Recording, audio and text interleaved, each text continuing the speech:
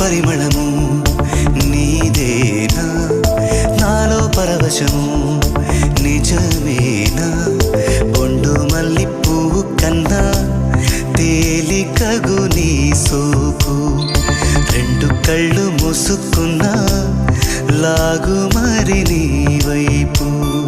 సొగసును చూసి పాడగాయలా కనులకు మాట రాదుగా అలా వింతల్లోనూ కొత్త వింత నువ్వేనా ఆ అందం అంటే అచ్చంగాను నువ్వే ఏ చిలిపి